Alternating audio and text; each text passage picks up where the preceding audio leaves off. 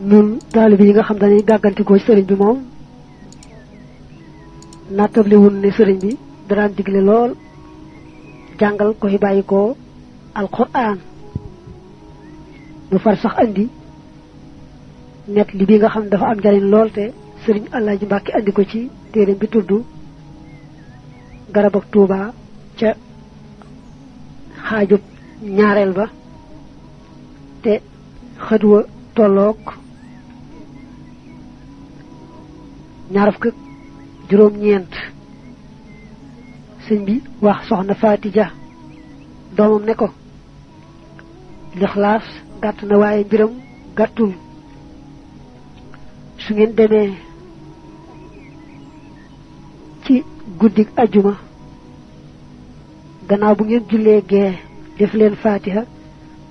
ba mu yegg ngeen julli ci yonante bi sallallahu taala alayhi bi alihi wa sahbihi wa sallam jàng ñeen fukki lixlaas julliwaat ci yonante bi sallallahu taala alayhi bi alihi wa sahbihi wa sallam daa di wax ne jàngal naa ko jullit yi faatu yépp ak ñi dund ñépp ak ñi juddoogul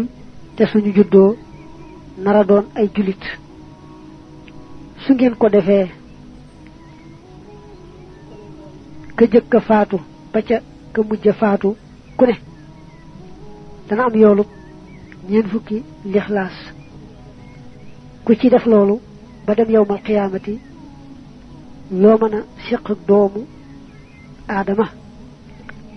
bu la bëggee téye sunu boroom subhanahu wa ta'ala da ko naan bàyyil kooku mu dem mbaa yàlla la maanaam kuñu toppul dara la kooku kat daa farlu woon bay may ñi mu nekkal di yóbbante ñi nekkut ak moom di batale ñi fi jóge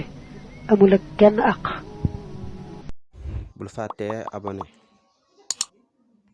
bul fàttee abonné